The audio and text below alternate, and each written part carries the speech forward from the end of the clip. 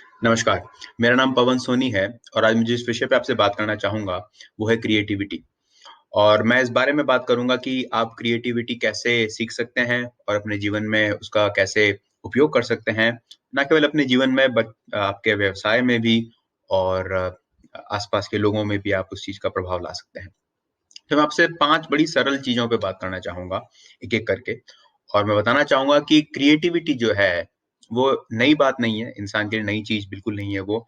सदियों से इंसान जो है वो क्रिएटिव रहा है, हमने नई-नई चीज़ों का इज़ाद किया है, नई चीज़ें बनाई हैं और इस समय जब हम कोरोना की महामारी से ग्रस्त हैं, क्रिएटिविटी का उपयोग और उसकी ज़रूरत मेरी समझ में सबसे ज़्यादा है। तो जो पहली चीज़ मैं आपसे कहना चाहूँगा, वो है सुनना। पहली स्किल जिस पे हम बात करना चाहेंगे वो है लिसनिंग स्किल। तो मैं आपसे लिख के भी बता देता हूँ ताकि आप भी नोट्स बना सकें।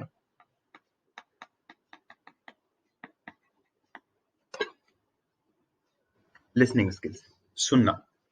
आपने ये नोटिस किया होगा, ऑब्जर्व किया होगा कि आम तौर पे रोज़मर्रा की ज़िंदगी में हम बोलना ज़्यादा पसंद करते हैं बनिस्बत के सुनना। और ऐसे काफ़ी कम ही लोग होते हैं जो ध्यान से लोगों को सुनते हैं। बोलना सबको अच्छा लगता है, बोलना सबको आता है लेकिन सुनना बहुत कम लोग पसंद करते हैं। जब मैं कम्युनिकेशन स्किल्स की बात करता हूँ, तो पहली चीज़ जो आपके ज़हन में आती है वो है कि भई अंग्रेजी में बोलना और बोलना, सुनना नहीं और अंग्रेजी में। लेकिन ऐसा ज़रूरी नहीं है कि आप अंग्रेजी में ही बोलें और ऐसा ज़रूरी नहीं है कि आप बोलें भी। कम्युनिकेशन का उतना ही महत्व सुनने का भी है, जितना बोलने का है और मेरी समझ में सुनना बहुत ज़्यादा ज़रूरी है बोलने के मुकाबले। यदि आप एंजेला मार्केल को देखेंगे, जो कि जर्मनी की चांसलर हैं, जब भी वो स्पीच देती है, वो केवल जर्मन लैंग्वेज में बात करती है। फ्रांस के जो लीडर्स हैं, इटालियन प्राइम मिनिस्टर जो हैं, Russian Vladimir Putin, Chinese premier, Japanese prime minister, ये लोग जब भी बोलते हैं अपनी मातृभाषा में बोलते हैं। इनको किसी चीज़ की शर्म नहीं है, किसी चीज़ की झिझक नहीं है और लाखों करोड़ों लोग उनको सुनते भी हैं। तो मैं चाहूँगा कि कम्युनिकेशन का मतलब केवल ये ही नहीं सोचना है आपको कि मुझे अंग्रेजी में ही बोलना है। कम्युनिकेशन का मतलब ये भी बहुत ज़रूरी है कि मुझे सुनना है और यदि आप सुनने की क्षमता नहीं रखते, तो आपके दिमाग में चीज़ों की समझ नहीं आएगी। आप नई-नई चीज़ों का नए आइडियाज़ नहीं ला पाएँगे अपने दिमाग में और आप दूसरों पे कॉन्फिडेंस नहीं डेवलप कर पाएँगे। तो आप छोटी-सी टिप देना चाहूँगा मैं कि आप लिसनिंग स्किल कैसे अपनी डेवलप कर सकें। उस टिप का नाम है रासा,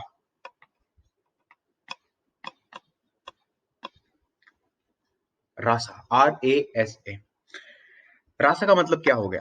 तो रासा में पहली चीज़ हम समझनी है वो है आर। आर का मतलब हो गया रिसीव। तो कम्युनिकेशन और सुनने का सबसे पहला जो मायना है वो रिसीव करना। निसंकोच, बिना किसी भावना के आपको उनकी चीज़ें सुननी है। डाउट नहीं करना है, जजमेंट नहीं करना है, क्वेश्चन नहीं करना है, लेकिन केवल सुनना है उनको। सुनने से क्या फ़ायदा होगा? यदि आप मुझे सुनते हैं, मैं किसी और को सुनता हूँ, कोई और किसी को सुनता है, तो सुनने से सबसे बड़ा फ़ायदा ये होगा कि अगले आदमी को आप पे ट्रस्ट होगा। और यदि किसी इंसान को आप पे ट्रस्ट है ही नहीं, तो फिर आप उसकी प्रॉब्लम या उसकी समस्याओं का निदान कैसे कर पाएँगे? तो आर का मतलब हो गया सुनना। दूसरा है ए। ए का मतलब हो गया एप्रिशिएट करना। एप्रिशिएट करना बहुत ज़्यादा ज़रूरी है। काफ़ी बार आपको लगता है कि अगला आदमी जिस तरह पे बात कर रहा है या जो उसकी प्रॉब्लम है, वो आपके लिए बहुत इम्पोर्टेंट नहीं है, लेकिन ज़रूरी नहीं है। हो सकता है आपके लिए वो प्रॉब्लम इम्पोर्टेंट नहीं हो, लेकिन जो इंसान उस प्रॉब्लम से ग्रस्त है, उसके लिए बहुत ज़्यादा इम्पोर्टेंट हो सकती है वो प्रॉब्लम। और इसलिए बहुत ज़्यादा ज़रूरत इस बात की है कि आप उसको सुनें, उसको एप्रिशिएट करें। मान लीजिए आपके पास छोटा-सा बच्चा आता है और वो मैथ्स की प्रॉब्लम लेकर आया है आपके पास। वो इतना ज़्यादा जूझ रहा है उस मैथ्स की प्रॉब्लम से और आपने देखा, आपको लगा कि ये तो बहुत ही सरल सी प्रॉब्लम है।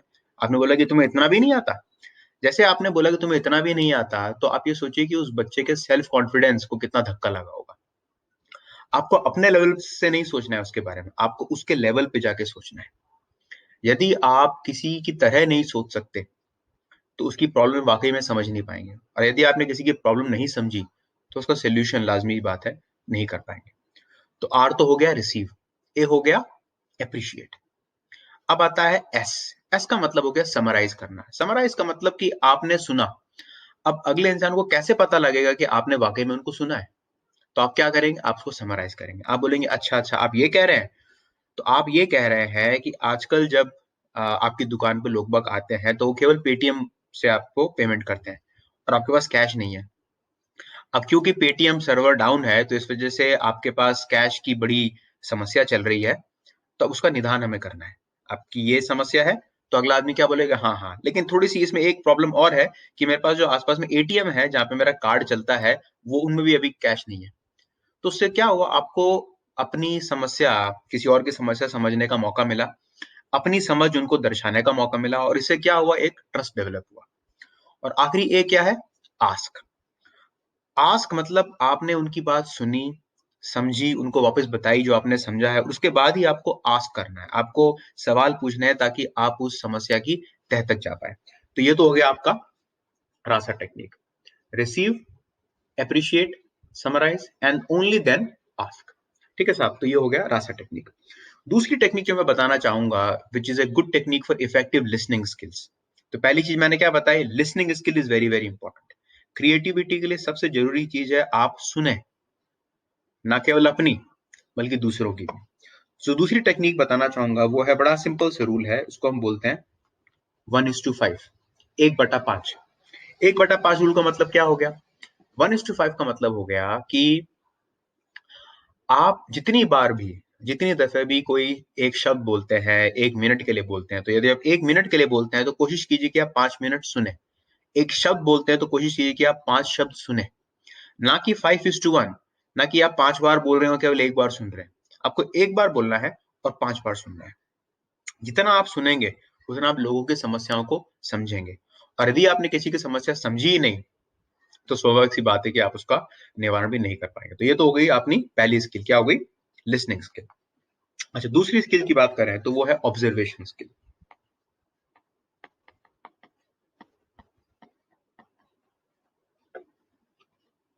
ऑब्जर्वेशन स्किल, ऑब्जर्वेशन स्किल का मतलब हो गया कि आप लोगों को, चीजों को कितनी बारीकी से देख रहे हैं।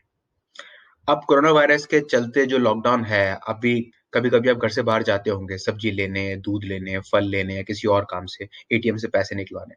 अब आप देखिए कि अपने चारों ओर जो लोग हैं वो किस तरह से अपना जीवन व्यतीत कर रहे हैं, क्या इस चीज पे उनका इम्पैक्ट हो रहा है, कितने लोग मास्क पहन रहे हैं, कितने लोग N95 मास्क पहन रहे हैं। ऑब्जर्वेशन स्किल बहुत ज्यादा जरूरी है क्रिएटिविटी के लिए। यदि आप जापानीज एम्प्लॉयज को या जापानीज लोगों को ही देख लीजिए, तो जापान के अंदर एक बहुत ही चीज जो देखने लायक है वो है उनकी ऑब्जर्वेशन की क्षमता।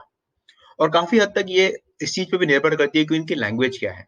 जैसे यदि आप अंग्रेजी की बात करें तो अंग्रेजी में 26 अल्फाबेट्स होते हैं, हिंदी में हमारी देवनागरी लिपि है, तो अंग्रेजी में, हिंदी में और कई ऐसे भाषाओं के अंदर अल्फाबेट्स होते हैं। लेकिन जापानीज लैंग्वेज में अल्फाबेट्स नहीं होते हैं। जापानीज लैंग्वेज में क्या होता है, सिंबल्स। तो एक बच्चे को जापानीज लैंग्वेज सीखने के लिए कम से कम,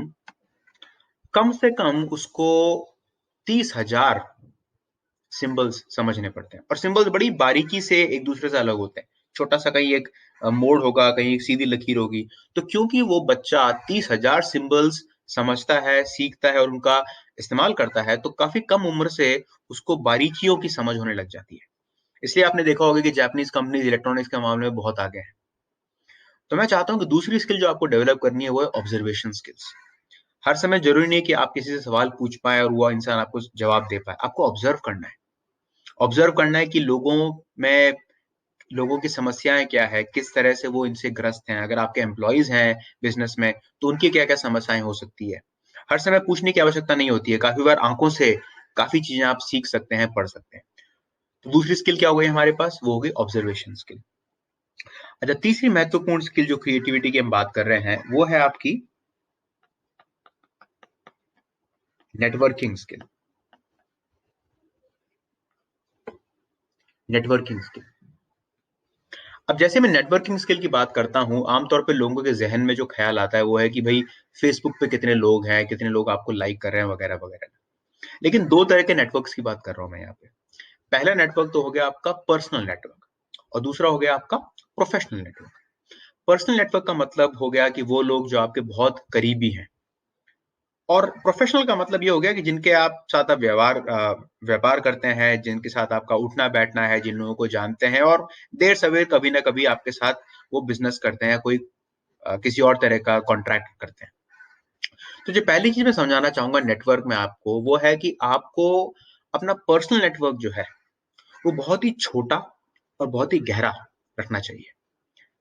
मैं तो यहाँ तक कहूंगा कि पर्सनल नेटवर्क में आपके पास 4 या 5 लोग होने चाहिए बस। और उसका मायना यह है, उसका मापदंड यह है कि यदि कोई इंसान मुसीबत में आपके काम आ सके, यहाँ तक कि वो आप खून दे सके, तो ही मैं उसको मानूंगा कि वो आपके पर्सनल नेटवर्क में शामिल होना चाहिए। लोग अक्सर क्या करते हैं कि अपने पर्सनल नेटवर्क इतने बड़े बना लेते हैं कि उनको मैनेज करना बहुत मुश्किल हो जाता है। और ये बात हमेशा ध्यान रखिएगा कि हर नेटवर्क की, हर रिलेशनशिप की एक कॉस्ट होती है, एक आपको कर्ज अदा करना पड़ता है। ये बहुत जरूरी है। यदि आप अपने रिश्ते तो बना लिए, लेकिन यदि आपने रिश्तों की महत्वता नहीं समझी, यदि आपने रिश्तों में अपने आप को इन्वेस्ट नहीं किया, तो रिश्ते टूट जाएंगे और बड़ी ही आपको दर्द महसूस होगा जब ये रिश्ते टूटेंगे, और दूसरों को भी लाजमी सी बात है दर्द महसूस होगा। तो ये तो हो गया आपका पर्सनल नेटवर्क। दूसरा नेटवर्क क्या हो गया आपका? Professional network. प्रोफेशनल नेटवर्क वो हुआ जहां पे आपको बहुत ही नैरो और बहुत ही वाइड नेटवर्क होना पड़ेगा। नैरो का मतलब ये होगा कि आप कभी भी ये कोशिश मत कीजिए कि मैं उस इंसान को बहुत अच्छी तरह से जानूं। अक्सर लोग बाग ये गलती कर बैठते हैं कि वो अपने प्रोफेशनल नेटवर्क को पर्सनल में कन्वर्ट करने की कोशिश करते हैं, और काफी बार ये भी हो जाता है कि आपके पर्सनल नेटवर्क को आप प्रोफेशनल में कन्वर्ट करने की कोशिश करते हैं। आपने काफी बार इस चीज का तजुर्बा भी लिया होगा कि जब आप अपने भाई बंधुओं से, रिश्तेदारों के साथ बिजनेस करते हैं, तो काफी बार उन रिश्तों में खटास आ जाती है। या तो रिश्ते खराब हो जाते हैं या बिजनेस खराब हो जाता है। तो मेरा आपसे यही अनुरोध रहेगा कि जो पर्सनल नेटवर्क है, उसको कभी भी प्रोफेशनल नेटवर्क से कंफ्यूज मत कीजिए, पहली बात तो। दूसरी बात, आपका पर्सनल नेटवर्क को बहुत ही नैरो, सकड़ा और बहुत ही गहरा, डीप बनाइए। और प्रोफेशनल को क्या बनाइए? बहुत ही नैरो और बहुत ही ब्रॉड, शैलो और ब्रॉड, ताकि आप ज्यादा से ज्यादा लोगों से मिल पाए।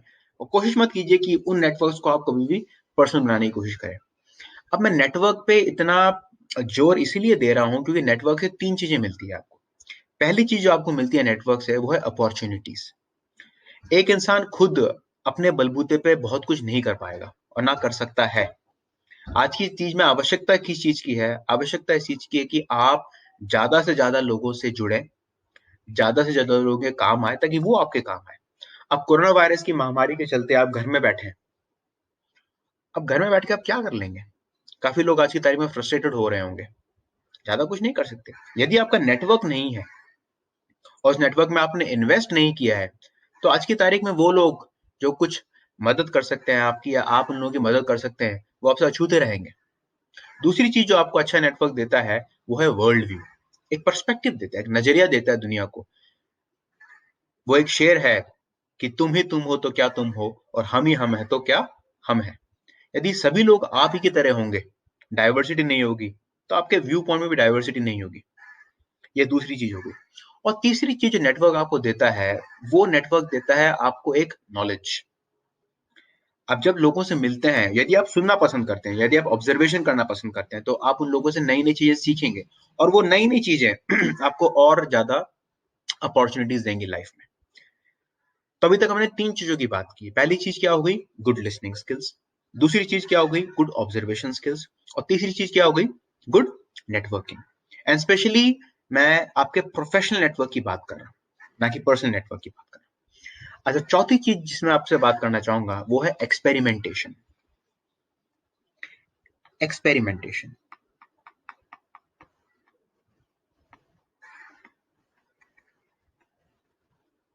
एक्सपेरिमेंट, ये बहुत आवश्यक है कि आप अपने जीवन में एक्सपेरिमेंट्स करते रहें। ये इसलिए आवश्यक है क्योंकि इंसान का जो मस्तिष्क है, जो दिमाग है हमारा, वो तभी डेवलप होता है जब हम अपने आप को नई नई चीजों से एक्सपोज करते हैं। किस इंसान ने सोचा होगा कि आज हम इस परिस्थिति में हैं कि आप अपने घर से बाहर नहीं निकल पा रहे हैं? किसी ने नहीं सोचा होगा। किसने सोचा होगा कि अमेरिका जैसे सुपर पावर में तकरीबन 50-55 हजार लोग आज कोरोना वायरस की चपेट में मर चुके हैं? किसी ने नहीं सोचा होगा। किसी ने नहीं सोचा होगा कि महीने महीने, 2-2 महीने तक लोग बाग लॉकडाउन में रहेंगे। तो ये ऐसी चीजें हैं जो आपको दिमाग को झकझोर देती हैं। क्या आपको उन चीजों का इंतजार करना चाहिए हमेशा? नहीं।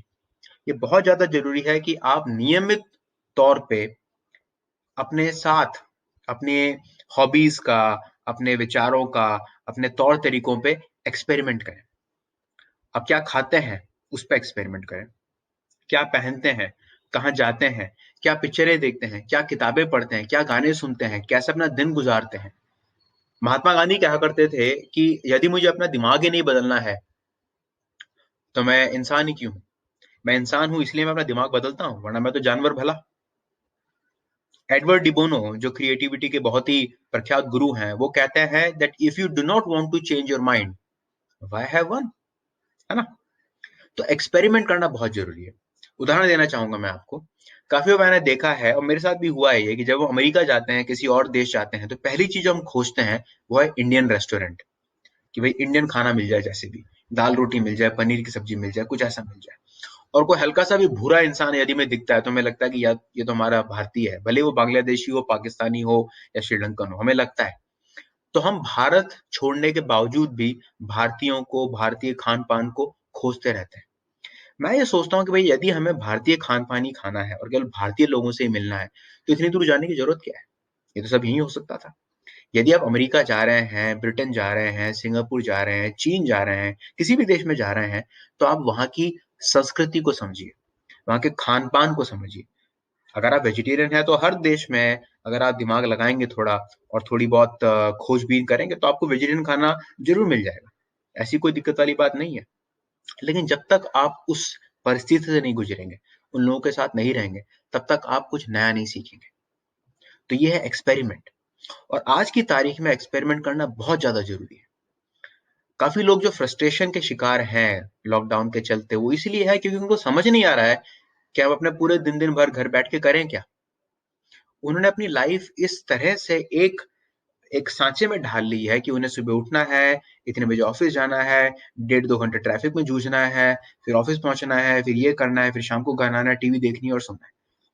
सालों तक जब इस तरह से लाइफ चली है तो उन्होंने अपनी जिंदगी को दूसरे नजरिए से देखने की कोशिश ही नहीं करी।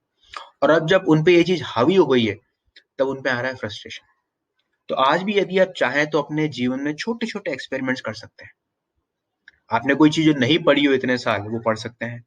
कोई ऐसी चीज जो नहीं करी हो घर में, साफ सफाई हो गई, गार्डनिंग हो गई, कुछ पेंटिंग हो गई, कोई म्यूजिकल इंस्ट्रूमेंट हो गया, कुछ कुछ खाना बनाना हो गया, कोई भी चीज हो सकती है। आप उन चीजों को पिकअप करें। छोटे छोटे एक्सपेरिमेंट्स जो है वो बहुत ज्यादा आवश्यक होते हैं जिंदगी में। तो चौथी चीज होगी एक्सपेरिमेंटल माइंडसेट। आपको अपने लाइफ में एक्सपेरिमेंटल माइंडसेट रखना है। और आखिरी चीज, और मेरी समझ में बहुत ही ज्यादा महत्वपूर्ण चीज जो है, वो है फेलियर टॉलरेंस, जिसको मैं बोलना चाहूंगा थिक स्किन, या कि मोटी चमड़ी। हमारे देश में एक बहुत बड़ी समस्या जो है और कई सालों से है, वो ये है कि यदि कोई इंसान किसी व्यवसाय में या किसी भी कार्य में फेल हो जाता है, नाकामयाब रहता है, असमर्थ रहता है, तो हम उसको पूरा ही फेलियर डिक्लेयर कर देते हैं। हम उसको स्टिग्मेटाइज कर देते हैं कि भाई ये इनसे कुछ ना हो पाएगा, ये किसी काम के नहीं है। जबकि अमेरिका में ऐसा नहीं होता है, जर्मनी में शायद ऐसा नहीं होता है, जापान में शायद ऐसा नहीं होता है। वहां पे आपको चांस मिलती है और ये चांस बहुत जरूरी है। आप हमारे प्राइम मिनिस्टर नरेंद्र मोदी को ले लीजिए। वो जब भी कोई वक्तव्य देते हैं, कोई भाषण देते हैं या कोई ट्वीट करते हैं या मन की बात करते हैं, तो हजारों लाखों लोग उनका तिरस्कार करते हैं, क्रिटिसिज्म करते हैं। मीडिया पर्सन, ऑपोजिशन के लोग, कोई भी लोग, दुनिया भर में, ऐसी बात नहीं भारत में, दुनिया भर में लोग तिरस्कार करते हैं। यदि वो हर एक ट्वीट को पढ़ें, हर एक कमेंट को पढ़े और अपने आप को जस्टिफाई करे कि नहीं नहीं मैं ऐसा नहीं वैसा कह रहा था, तो क्या आपको लगता है वो सरलता से अपना जीवन जी पाएंगे? क्या आपको लगता है वो अपना कुछ काम कर पाएंगे? स्वाभाविक सी बातें नहीं कर पाएंगे। तो थिक स्किन डेवलप करना बहुत ज्यादा जरूरी है। बिल क्रॉस्बी ने बहुत ही फेमस बात कही थी। उन्होंने कहा था कि I do not know the recipe of success. वो कहते हैं कि मुझे सक्सेस या कामयाबी की जो रेसिपी है, जो गुण है, आ, मुझे पता नहीं है। But I know the recipe of failure. मुझे नाकामयाबी की जो जड़ है वो मुझे पता है। नाकामयाबी की जड़ है वो है your desire to please everybody. अब यदि आप ये चाहें कि सभी खुश हो जाए मेरे जीवन में, मेरे माँ बाप खुश हो जाए, मेरी बीवी बच्चे खुश हो जाए, मेरे आस पड़ोसी खुश हो जाए, मेरे दूर के जो रिश्तेदार है वो खुश हो जाए, मेरे दोस्त खुश हो जाए, तो उनको खुश करने के चक्कर में आप कुछ नया नहीं कर पाएंगे। आपको मैं 4 या 5 नाम बताऊंगा और इन सब नामों में एक चीज कॉमन है। Mahatma Gandhi, Martin Luther King junior, John Kennedy, Abraham Lincoln. इन सब नामों में जो चीज कॉमन है वो है कि इन सब का असैसिनेशन हुआ था, किसी ने इनको मारा था। ना इतनी बड़ी-बड़ी हस्तियों को जिनको लाखों करोड़ों लोग जिनसे इंस्पायर हुए हैं, जिन्होंने प्यार किया है इन लोगों को, इनको भी कुछ लोग ऐसे थे जो इतनी नफ़रत करते थे कि उन्होंने मार दिया। तो आपको क्यों ऐसा लगता है कि सब लोग आपसे प्यार करें, आपकी इज़्ज़त करें? ज़रूरी तो नहीं है। आप सोचिए कि आपको जो करना है, दिमाग लगाइए, काम कीजिए। चंद लोगों, जिसको मैं बोलता हूँ पर्सनल नेटवर्क छोटा-सा, narrow and very, very deep. उन लोगों के साथ, उन लोगों की परवाह कीजिए। लेकिन जो प्रोफ़ेशनल नेटवर्क है, वो तो चेंज होता रहेगा। आज कुछ लोगों के साथ आप बिज़नेस कर रहे हैं, कल किसी और के साथ बिज़नेस करेंगे। तो थिक स्किन बहुत ज़्यादा ज़रूरी है आज के समय में। यदि आप हर चीज़ में परेशान होके बैठ जाएँगे कि भई फलाना ने मुझे ये कह दिया, मैंने उसका क्या बिगाड़ा था, मैंने क्या किया था, तो आप इतने परेशान हो जाएँगे कि आप कुछ नया कर ही नहीं पाएँगे।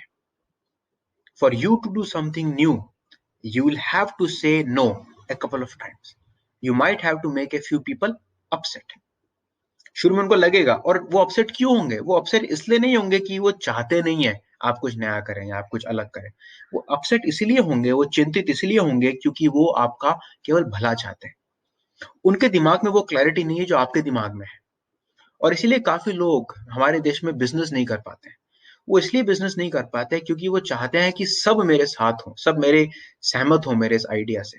यदि आप सबकी सहमति चाहते हैं तो सबकी सहमति नहीं मिलेगी क्योंकि जो क्लैरिटी आपके दिमाग में है बिज़नेस के लिए, वो स्वाभाविक सी बात है उनके दिमाग में नहीं है और उनके दिमाग में वो क्लैरिटी तभी आएगी जब आप अपने बिज़नेस में सक्सेसफुल हो जाएँगे। तब तक उनके दिमाग में वो क्लैरिटी नहीं आएगी। तो सक्सेस स्पीक्स फॉर इटसेल्फ। तो ये 5 चीज़ें हो गई जो मैंने बताई है। वापस मैं उनको दोहराना चाहूँगा। पहली चीज़ हो गई गुड लिसनिंग स्किल्स। दूसरी चीज़ हो गई ऑब्जर्वेशन स्किल्स। तीसरी चीज़ हो गई नेटवर्किंग।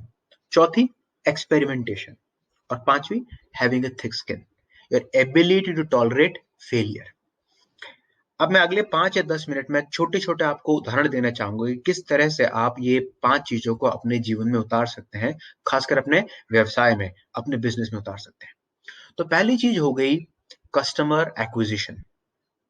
आप ये देखिए कि मैं जो मेरा बिज़नेस है, जो मेरे प्रोडक्ट्स हैं, मेरे सर्विसेज़ हैं, उनके चलते मैं नए कस्टमर्स को कैसे एक्वायर करूँ? रिसेशन, इकोनॉमिक रिसेशन जिससे हम गुज़र रहे हैं और क आगे शायद 1 डेढ़ साल तक हम गुज़रेंगे, ये बहुत ही महत्वपूर्ण समय होता है, कोई भी नई चीज़ करने के लिए। हेवलेट पैकर्ड, एचपी, रिसेशन के टाइम 1938, 1929 जो रिसेशन हुआ था, उसमें बनी थी। एम्पायर स्टेट बिल्डिंग उस समय बनी थी। फॉर्च्यून मैगज़ीन जो है वो उस समय चालू हुई थी। तो कई चीज़ें ऐसी हैं जो रिसेशन के समय पे फ़ेसबुक का उदाहरण ले लीजिए। हमारे देश में फ्लिपकार्ट जो 2008 के इकोनॉमिक रिसेशन में चालू हुई थी। तो हमारे चारों ओर कई ऐसे उदाहरण हैं जब आप एक मुसीबत, एक क्राइसिस को आप कैसे उसको टर्न करके अपने अनुरूप, अपने अनुकूल बना सकते हैं। तो आपको ये देखना है कि आस-पास में क्या कस्टमर्स की ज़रूरत है, क्या नई ज़रूरतें हैं और उनको कैसे मैं एड्रेस करूँ। और जब आप उनको एड्रेस करते हैं, तो याद रखिए कि आपको हर समय पैसा नहीं माँगना है उनसे। ये बहुत ही इम्पोर्टेंट समय है, बहुत ही महत्वपूर्ण समय है, जब आप चीज़ों को उनको दें फ्री में, द पावर ऑफ फ्री। एक छोटा-सा उदाहरण देना चाहूँगा मैं आपको। जब दूरदर्शन ने रामायण चालू करी, तो पहले 1 हफ्ते यदि आपको ध्यान होगा, तो उन्होंने रामायण के बीच में कोई भी ऐड नहीं डाला। पूरे 1 घंटे उन्होंने रामायण दिखाई। उससे क्या हुआ? लोगों को उसमें इंटरेस्ट आने लग गया। कई सालों बाद जिन लोगों ने रामायण देखी, उनको लगा कि हाँ भाई, ये अच्छा समय है रामायण देखने का, समय भी है हमारे पास और अब हमें समझ में भी आ रहा है क्या-क्या हो रहा है। अगले हफ्ते से क्या हुआ? अगले हफ्ते से रामायण ने दूरदर्शन ने ऐड डालने चालू कर दिए, अमूल के। आज ऐसी स्थिति हो गई है कि रामायण के 1 घंटे में अब रामायण आने लगी है 1.5 घंटा। उस 1 घंटे में कम से कम नहीं तो 4 ब्रेक्स आते हैं और हर ब्रेक में 2 या ढाई मिनट के एड्स आते हैं आपके। तो दूरदर्शन ने क्या किया आपके लिए? दूरदर्शन ने आपको पहली वो चीज़ दी फ्री और जैसे आपको चीज़ पसंद आ गई, तो उसी फ्री चीज़ को उन्होंने कर दिया कमर्शियलाइज़। वही चीज़ आपको करनी है। इस समय यदि आप लोगों से प्रोडक्ट्स के, सर्विसेज़ के, अपने टैलेंट के लिए, अपने ऑफरिंग के लिए पैसे माँगेंगे, तो लाज़मी सी बात है आपको कोई पैसे नहीं देगा। वो पैसे इसलिए नहीं देंगे क्योंकि वो आपकी चीज़ की वैल्यू नहीं करते। वो पैसे इसलिए नहीं देंगे क्योंकि उनको वाक़ई में नहीं पता कि इन पैसों की मेरे लिए आने वाले समय में कितनी ज़रूरत होगी। इसलिए यहाँ पे बहुत ज़रूरी है कि the place where you learn from and the place where you earn from, जहाँ से आप सीखते हैं और जहाँ से आप कमाते हैं, उन दोनों को अलग कर दीजिए। जरूरी नहीं कि हर जगह आप कमाएं। तो ये तो हो गया पहली सीख। देखिए कस्टमर्स को क्या चाहिए और उनको वो दीजिए फ्री में। दूसरी चीज जो है, रिटेन योर एग्जिस्टिंग कस्टमर्स। जो आपके पास आज कस्टमर्स हैं, उनको देखिए कि उनके पास, उनके साथ आप क्या और कर सकते हैं। How can you keep them with you. एक नए कस्टमर को एक्वायर करने में कम से कम 6 या 7 गुना पैसे लगते हैं अपने करंट कस्टमर्स को रखने। यदि आपको कस्टमर को अपने साथ रखना है, बनस्पत के किसी नए कस्टमर को अपने पास लाना है, उस नए कस्टमर को लाने में 6 या 7 गुना पैसे लगेंगे। तो समझदारी इसी में है कि जो आपके पास कस्टमर्स हैं वो आपके पास रहें। तो नई नई चीजें उनके साथ कीजिए। उनकी जिंदगी में और क्या चीज ऐसी है जो मैं ऐड कर सकता हूँ। उदाहरण के तौर पर, अब जब लॉकडाउन के चलते 4 व्हीलर्स नहीं चल रहे हैं, कारें नहीं चल रही है, और आपको ज्ञात होगा कि जब काफी लंबे समय तक कार नहीं चलेगी तो उसकी बैटरी स्वाभाविक रूप से डेड हो जाएगी, वो क्रैंक नहीं होगी कार। अब क्यों ना जितने भी मैकेनिक्स हैं और कार कंपनीज हैं वो फ्री में, जो उनके डीलरशिप नेटवर्क है, फ्री में ये ऑफर कर दे कि हम आपके लोकेलिटी में आएंगे, जितनी भी गाड़ियां हैं उन सबको हम चार्ज करेंगे और उनको चालू करेंगे। इससे से आपका इतना जबरदस्त गुडविल बनेगा, क्योंकि आप पैसा मांगेंगे 200-300-400 रुपए, पैसा तो लोग बाग देंगे क्योंकि मजबूरी है उनकी, लेकिन इससे कभी गुडविल डेवलप नहीं होगा। अगर आप उनके लिए ये चीज करते हैं तो आपके लिए गुडविल डेवलप होगा आपकी कंपनी के लिए। और फिर हो सकता है आगे जाकर उनके पास पैसे आए तो आप इसे कार खरीदें, आप ही के पास अपनी कार की मेंटेनेंस के लिए जाए, आप ही के पास अपने स्पेयर पार्ट्स में, वगैरह वगैरह। तो आप देखिए कि इस तरह की परिस्थितियों को आप किस तरह से इस्तेमाल कर सकते हैं कस्टमर को रिटेन करने के लिए और नए कस्टमर्स को एक्वायर करने के लिए। और तीसरी चीज जो है बिजनेस के लिए बहुत ही महत्वपूर्ण है, वो है एम्प्लॉइज। अब स्थिति ये हो गई है कि आपके पास खुद के पास पैसों की किल्लत महसूस होने लग गई है। तो स्वाभाविक बात है कि आप दूसरों को नहीं दे पाएंगे। आप कहेंगे कि भाई इस समय मैं आपके पास पैसे नहीं दे सकता, आपकी सैलरी नहीं दे सकता। अब फायर करना और पूरी सैलरी देना के बीच में कई ऐसे तरीके हैं जब आप हमसे उनसे अपने रिश्ते बचा कर रख सकते हैं। हर समय इंसान को पैसों की दरकार नहीं होती है, काफी बार उसको और भी चीजें चाहिए होती है, उसको मोटिवेशन चाहिए होता है, सेल्फ कॉन्फिडेंस चाहिए होता है, एक विजिबिलिटी चाहिए होती है। और ये चीजें आप दे सकते हैं अपने एम्प्लॉयज को। उनको एक सेफ्टी सिक्योरिटी भी चाहिए होती है, ये चीज दे सकते हैं आप अपने एम्प्लॉय को। और ये बहुत ज्यादा जरूरी है, क्योंकि जिस इंसान की इस समय आप मदद करेंगे वो जिंदगी भर आपका आभारी रहेगा, भले ही वो आपका कस्टमर हो, वो आपका पार्टनर हो, या वो आपका एम्प्लॉय हो। तो इन समरी मैं ये कहना चाहूंगा कि इस समय सबसे ज्यादा जिस चीज की आपको आवश्यकता है वो है क्रिएटिविटी। और क्रिएटिविटी के 4 या 5 मायने जो मैंने बताए हैं वो है, सबसे पहला आपको सुनना आना चाहिए। सुनने के लिए मैंने 2 टेक्निक्स बताई हैं आपको, एक होता है रासा, एक है 1:5, कि एक शब्द बोलिए और 5 शब्द सुनिए, कम से कम 5 शब्द सुनिए। दूसरी चीज बताई है मैंने आपको, ऑब्जर्वेशन। जब भी आप घर से बाहर निकले, घर में, अपने आस पड़ोस में, ऑब्जर्व कीजिए कि छोटी छोटी चीजें क्या है जिनमें अपनी अपॉर्चुनिटीज ढूंढ सकता हूँ। अब जैसे बार्बर शॉप, नाई की दुकान, अब जैसे ही लॉकडाउन खुलेगा कतार लग जाएगी और काफी लोग अपने घर में बैठ के बाल काट रहे हैं। तो एक नई इंडस्ट्री डेवलप हो रही है यहाँ पे, जहाँ पे कई साल पहले इंसान दाढ़ी बनाने के लिए भी नाई की दुकान जाता था, सब लोग दाढ़ी घर पे बनाते हैं। तो हो सकता है आने वाले समय में बाल भी लोग घर पे काटें, हो सकता है, नहीं हो सकता। तो एक नया मार्केट, और ये मार्केट कहाँ से आएगा?